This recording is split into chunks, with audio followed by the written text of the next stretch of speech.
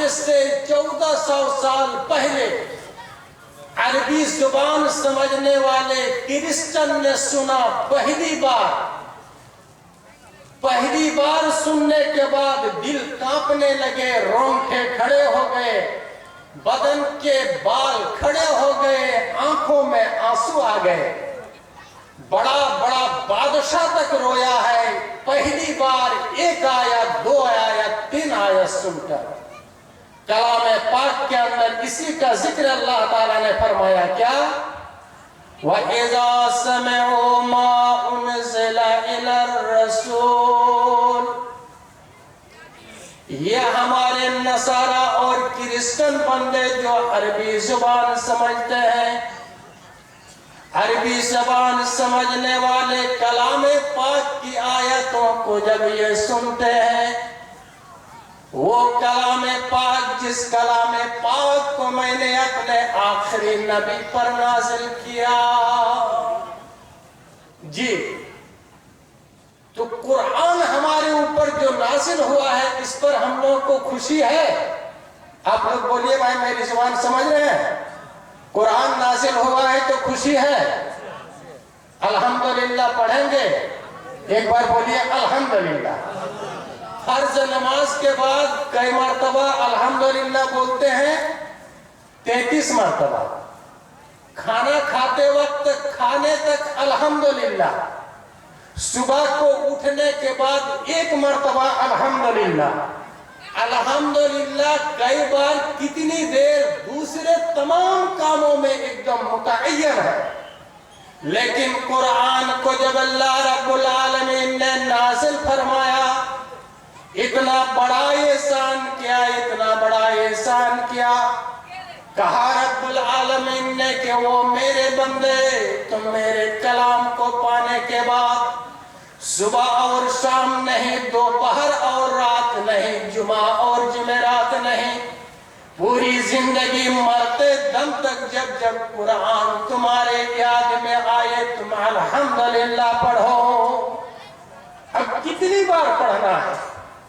سورہ کہف کلام پاک کی سورت آپ اٹھا کر کے دیکھیں، رب کائنات پاک پروردگار عالم نے فرمایا الحمدللہ الذی انزل علی عبدہ الکتاب۔ کتاب سے مراد یہ قرآن ہے۔ الحمدللہ الذی انزل علی عبدہ الکتاب ولم یجعل لہ عوجا۔ یہی قرآن ہے جس قرآن کو پڑھ کر آدمی سیدھا چل سکتا ہے، اس کے علاوہ دنیا کے اندر کوئی گارنٹی کتاب نہیں جو کتاب چیلنج کر دے کہ مجھے پڑھنے کے بعد تم سیدھا چلو گے، لیکن اس قرآن نے چیلنج کیا ہے وَإِنَّ هَذَا الْقُرْآنَ يَهْدِي لِلَّتِي هِيَ أَقْوَمُ۔ یہی وہ قرآن ہے جس کی روشنی میں اگر کوئی بندہ چلنا چاہے، پوری زندگی میں وہ کبھی بھٹک نہیں سکتا، گمراہ نہیں ہو سکتا ہے، نہ دائیں جائے گا نہ وہ بائیں جائے گا۔ اس لیے اللہ تعالیٰ نے کہا تم الحمدللہ تم پڑھو، الحمدللہ الذی انزل علی عبدہ الکتاب ولم یجعل لہ عوجا۔ کوئی ٹیڑھا پن نہیں۔ اس قرآن کو حبش کے بادشاہ جس کا نام تھا اسما، سبحان اللہ، پردھان منتری، حبش کے بادشاہ کا لقب ہوتا تھا نجاشی، مصر کے بادشاہ کا لقب فرعون، روم کے بادشاہ کا لقب قیصر اور ایران کے بادشاہ کا لقب کسرا۔ تو حبش کے بادشاہ نے جب پہلی مرتبہ قرآن سنا، کس کے منہ سے؟ نبی محمد رسول اللہ صلی اللہ علیہ وسلم کے چچیرے بھائی، چچیرے بھائی سمجھتے ہیں نا، چچا کا بیٹا، چچیرے بھائی جعفر ابن ابی طالب سے جب سنا، حضرت جعفر ابن ابی طالب نے جب کلام پاک سورہ مریم کی تلاوت شروع کر دی، تو حبش کے بادشاہ اسما جن کا لقب تھا نجاشی، زارو قطار رونے لگے، زارو قطار رونے لگے، چونکہ وہ قرآن سمجھنے والے تھے، عربی زبان سمجھنے والے تھے۔ ان کی آنکھوں میں آنسو آ گئے، دل کانپنے لگا۔ جتنے بھی وہاں حاضرین موجود تھے، وہ تمام کے تمام پادری لوگ، بکریک لوگ، بطاریک لوگ، اسقف لوگ، سارے کے سارے رونے لگے۔ وزراء نظراء سارے لوگوں کے مجمع میں ہو کر کے رونے کی آواز بلند ہونے لگی۔ اور بادشاہ نے کہا کہ وہ میرے پادری، وہ میرے وزراء، وہ میرے نظراء، تم لوگ اس بات پر گواہ رہو، میں تم لوگوں کو ساکشی میں بناتا ہوں، میں تم لوگوں کو گواہ بناتا ہوں کہ یہ قرآن جس رسول کے اوپر اترا ہے، یہ قرآن جس رسول کے اوپر نازل ہوا ہے، اس قرآن کے اوپر ہم نے ایمان لے آیا۔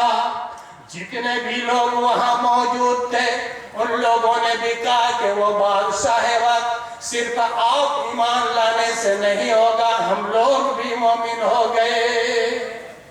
جی الحمدللہ۔ اسی بات کا ذکر کرتے ہوئے اللہ تعالیٰ نے فرمایا وَإِذَا سَمِعُوا مَا أُنزِلَ إِلَى الرَّسُولِ تَرَىٰ أَعْيُنَهُمْ تَفِيضُ مِنَ الدَّمْعِ يَقُولُونَ رَبَّنَا ان کرسچن کے تمام پادریوں نے اسی مجلس میں کہا کہ آمنا آمنا فاکتبنا مع الشہیدین،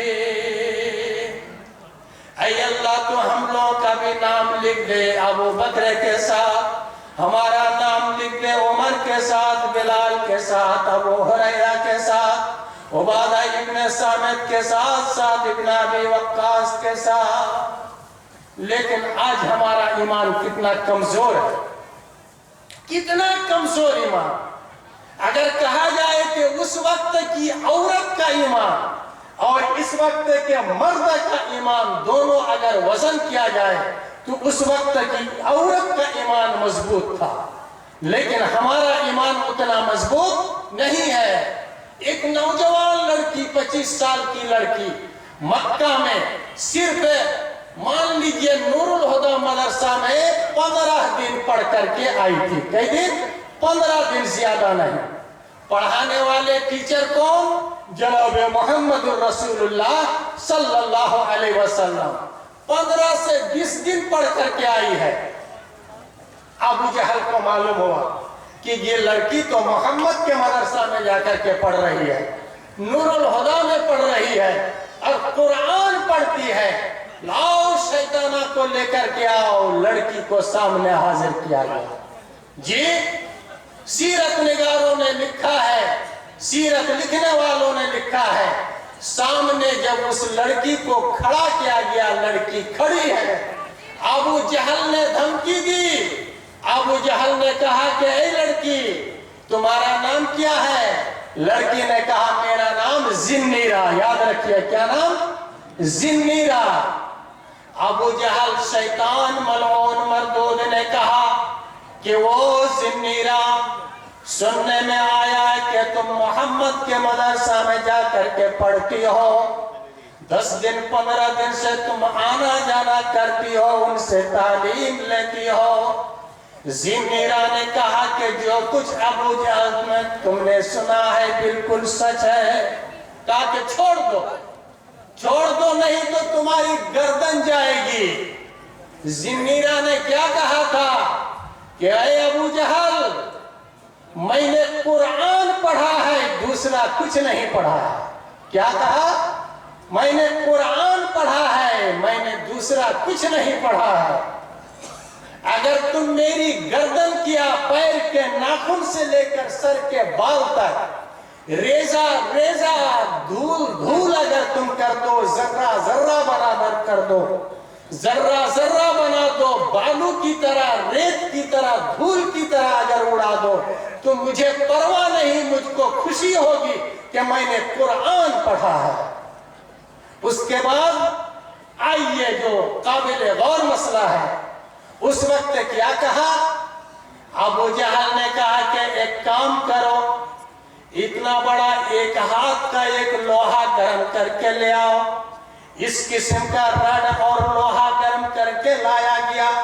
لانے کے بعد کہا کہ ہم دیکھتے ہیں کہ تمہارا قرآن کتنا بڑا ہے اور تمہارے قرآن پڑھانے والے کتنے بڑے ہیں، اور قرآن نازل کرنے والا تمہارا اللہ کتنا بڑا ہے۔ کون چیلنج کر رہا ہے؟ ابو جہل۔ لوہا گرم کر کے لایا، لانے کے بعد دائیں آنکھ میں اس نے گھسا دیا۔ اللہ، دائیں آنکھ میں اس نے گھسا دیا، آنکھ پگھل کر کے ایسے کر کے بہنے لگی، بہتے بہتے پیر پر۔ بائیں آنکھ میں لوہا گھسایا، ہم لوگ برداشت کر پائیں گے؟ کس کے لیے؟ 15 دن قرآن پڑھنے کے لیے۔ جی وہ جوش ہے، ایمان ہے، ہم بھی اگر کوئی پیر کے نیچے قرآن کر دے تو ہم اس کو ابھی ختم کر دیں گے۔ وہ جوش ہے، وہ جذبہ ہے، لیکن اس وقت کا جذبہ۔ دائیں بائیں آنکھ میں بھی اس نے گرم لوہا، تیز لوہا، بالکل لال رنگ کا تپتا ہوا لوہا گھسایا۔ بائیں طرف کی آنکھ پگھل کر کے نکل گئی۔ اس وقت ابو جہل نے کہا تھا کہ وہ زنیرا، وہ زنیرا، اگر تمہارا قرآن سچا ہے تو قرآن کے ذریعے سے تم اپنی آنکھ لوٹا لو۔ اگر پڑھانے والا محمد اتنا سچا نبی ہے تو محمد تمہاری آنکھ کو لوٹا دے۔ اگر تمہارا اللہ اتنا بڑا قادر مطلق ہے، اتنا بڑا طاقت ہے، تو تمہارے اللہ سے کہو کہ تمہاری آنکھ کو لوٹا دے۔ اللہ۔ حضرت زنیرہ رضی اللہ تعالی عنہ نے اس وقت اپنے ہاتھ پھیلا کر کے رب کائنات سے فریاد شروع کی کہ الہ العالمین، پاک پروردگار عالم، ہم نے وہی کلام پاک پڑھا ہے جسے تو نے نازل کیا ہے، پڑھانے والے وہ ہیں جن کے اوپر نازل کیا گیا ہے۔ اے اللہ، ہم نے اس چیز کو پڑھا ہے جسے تو نے نازل کیا ہے مولا۔ اے اللہ، ہم نے کلام پاک کے اندر پڑھا ہے ان اللہ علی کل شیء قدیر، خدا وحدہ کا نہیں ہے نظیر، وہی ہے علی کل شیء قدیر، جو کچھ کام کرتے ہو پوشیدہ تم، وہ سب جانتا ہے سمیع بصیر۔ اے اللہ، حضرت ابراہیم علیہ السلام کو جب نمرود نے آگ کے اندر ڈالا، اسے تو نے گلے گلزار بنایا ہے مولا۔ آج تو میری آنکھ کو اگر واپس کر دے تو ابو جہل کا چیلن ابو جہل کے سر پہ جا کر مار کھائے گا۔ اے اللہ، تو میری آنکھ کو واپس کر دے۔ اللہ تعالیٰ نے حضرت زنیرہ کی پگھلی ہوئی دونوں آنکھوں سے کہا کہ اے پگھلی ہوئی آنکھ، تو دھیرے دھیرے دھیرے دھیرے اوپر چل کر زنیرہ کی آنکھ کے خانے میں پہنچ جا۔ اللہ قادر مطلق، پھر دونوں آنکھ صحیح سالم ہو گئی۔ یہ ہے اللہ کی قدرت، لیکن ہم قرآن سمجھتے نہیں۔ نبی کے زمانہ میں، نبی کے بعد سب سے زیادہ میٹھی آواز میں قرآن پڑھنے والے کون؟ حضرت عبداللہ بن مسعود رضی اللہ تعالی عنہ، حافظ قرآن۔ ایک دن بلا کر کے کہتے ہیں کہ اے عبداللہ، مسعود کے بیٹے، تم مجھ کو قرآن پڑھ کر کے سنا۔ 1 منٹ کے لیے عبداللہ بن مسعود نے انکار کر دیا، بولا نا یہ ہو ہی نہیں سکتا ہے۔ ارے کیوں نہیں ہو سکتا ہے؟ کیوں نہیں ہو سکتا ہے؟ کہا کہ اس لیے نہیں ہو سکتا ہے کہ اقرأ علیک وعلیک انزل، بخاری اٹھائیے، کہ قرآن آپ پر اترا ہے، آپ لوگوں کو سناتے ہیں، آج ہم آپ کو سنائیں۔ امام کائنات جناب محمد رسول اللہ صلی اللہ علیہ وسلم نے فرمایا کہ نہیں عبداللہ ابن مسعود، عبداللہ ابن مسعود، عبداللہ ابن مسعود، یہ تمہارے نبی محمد کا حکم ہے کہ تم قرآن پڑھو گے، میں سنوں گا۔ چنانچہ عبداللہ ابن مسعود رضی اللہ تعالیٰ عنہ کلام پاک کی سورہ النساء کی انہوں نے تلاوت شروع کر دی۔ اعوذ باللہ من الشیطان الرجیم، بسم اللہ الرحمن الرحیم۔ ایک آیت کے بعد دوسری آیت، دوسری کے بعد تیسری، تیسری کے بعد چوتھی، آیت پر آیت تلاوت کرتے جا رہے ہیں۔ جب تلاوت کرتے کرتے ایک آیت کے پاس پہنچے، فَكَيْفَ إِذَا جِئْنَا مِنْ كُلِّ أُمَّةٍ بِشَهِيدٍ وَجِئْنَا بِكَ عَلَىٰ هَٰؤُلَاءِ شَهِيدًا۔ نبی محمد الرسول اللہ صلی اللہ علیہ وسلم زہر و قطار اس میدان میں رو رہے تھے، اور روتے روتے حضرت عبداللہ بن مسعود سے آپ نے فرمایا کہ اے عبداللہ حسبک حسبک حسبک، عبداللہ تم رک جاؤ، تلاوت بند کر دو، عبداللہ تم تلاوت بند کر دو، عبداللہ تم تلاوت بند کر دو، اے عبداللہ تم تلاوت بند کر دو۔ عبداللہ ابن مسعود رضی اللہ تعالیٰ عنہ جھانک کر کے دیکھتے ہیں کہ پیارے نبی جناب محمد الرسول اللہ صلی اللہ علیہ وسلم زار و قطار روتے ہوئے جا رہے ہیں، زار و قطار روتے ہوئے جا رہے ہیں۔ آپ کی دونوں آنکھوں سے آنسو جاری ہے اور ٹپک ٹپک کر کے گر رہا ہے، ٹپک ٹپک کر گر رہا۔ عبداللہ بن مسعود نے پوچھا کہ اللہ کے رسول، ہم نے 50 آیتیں تلاوت کی ہیں، آپ اس طرح نہیں رو رہے تھے، اس آیت میں پہنچنے کے بعد آپ اس طرح رونے کیوں لگے؟ آپ نے مجھ کو تلاوت سے روک کیوں دیا؟ ذمہ داری دیکھیے، مجھے سمجھانا ہے کہ ایک باپ بننے کے بعد اولاد کا ذمہ دار ہوتا ہے۔ کیا پیارے نبی نے فرمایا کہ وہ عبداللہ بن مسعود حضرت آدم علیہ السلام سے لے کر مجھ سے پہلے عیسیٰ علیہ السلام تک تمام انبیاء کرام کو اللہ بلا کر کے پوچھے گا کہ اے آدم تم نے ذمہ داری نبھائی تھی کہ نہیں؟ آدم کہیں گے کہ میں نے ذمہ داری نبھایا تھا۔ موسیٰ، عیسیٰ، شیس، ادریس، ابراہیم، اسحاق، یعقوب، سارے انبیاء کرام بولیں گے کہ ہم لوگوں نے ذمہ داری نبھا دی۔ تب جا کر اللہ تعالیٰ پوچھے گا جناب محمد الرسول اللہ صلی اللہ علیہ وسلم سے کہ اے پیارے نبی اب تم بولو، ان لوگوں نے سچ کہا نہ جھوٹ کہا نبی کے بارے میں؟ تو نبی علیہ السلام کیا بولیں گے کہ ہاں اللہ، بالکل ان لوگوں نے اپنی ذمہ داری نبھائی، کیونکہ قیامت کے دن اگر پکڑا جائے حق العباد میں تو نبی کو بھی نہیں چھوڑا جائے گا۔ اس سے کیا معلوم ہوا کہ نبی کو بھی نہیں چھوڑا جائے گا۔ جی بچہ بچہ ہے، اس کو بچہ مت سمجھیے جو چلا رہے تھے، بلکہ یہ آپ کی امانت ہے۔ اگر ان بچوں کی زندگی برباد ہو گئی تو اس کے ذمہ دار آپ ہوں گے، آپ ہوں گے، آپ ہوں گے۔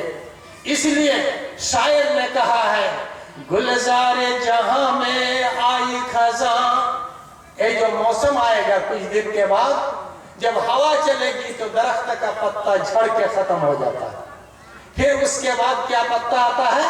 نیا۔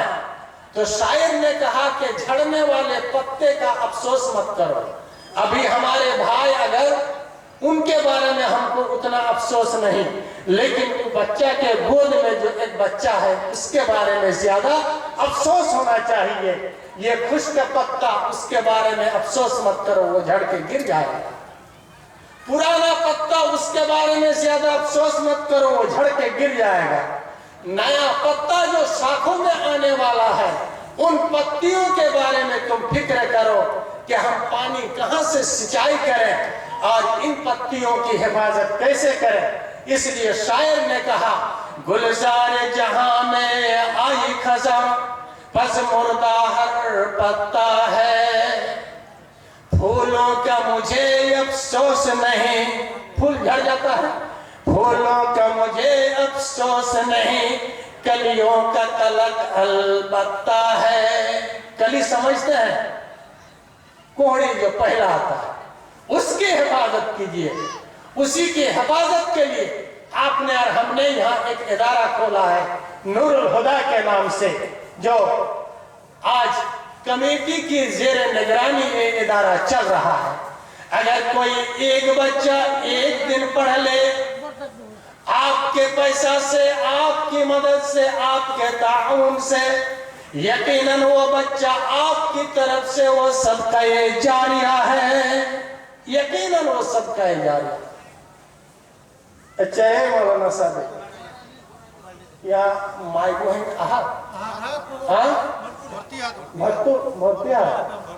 भरपूर हमरक माय बहन बिलखुसूस अंसारी माय बहन एकरा सब तो आदत है के जब बिना सोना देवल बिना चांदी देवल जलसा लाए घर नहीं जा। हमार घर हिली या मदरसा बरहेट मदरसा में हम अपनी बोली इसलिए नहीं बोल रहे हैं कि बहुत सारे लोग हमारी बोली नहीं समझेंगे। अपनी बोली हमारी नहीं समझिएगा आप लोग, उर्दू किसी तरह समझ लेते हैं। तो बरहेट में 4-5 मार्च को जलसा है। 1924 से लेकर 100 साल में जितने फारिग अभी जिंदा हैं उन लोगों को बुलाया जाएगा। जितनी लड़की हाफिजा आलिमा बनी है उनको भी बुलाया जाएगा। और पूरे हिंदुस्तान के नामवर मुकर्रिर मेराज रब्बानी जो सऊदिया में रहते हैं वो आएंगे, जलालुद्दीन कासिमी वो आएंगे, और भी बड़े बड़े मौलाना आएंगे। तो माँ बहन अगर आप लोग हैं तो आइया बिलखुसूस अपन छोआ मानी के, अपन भाई मानी के, अपना समझ कर, अपन ख्याल कोई के, हमें एक बूढ़ा उम्र है तोहरा क्या दुआ देवो हम। और जितने आए हुए हैं मैं आप लोगों को दुआ दूंगा। मैं एक बूढ़ा इस मैदान में तकरीबन 40-45 साल से चल रहा, सिर्फ चलने का, और अल्लाह की रहमत से अल्हम्दुलिल्लाह सुम्मा अल्हम्दुलिल्लाह हमारे पढ़े हुए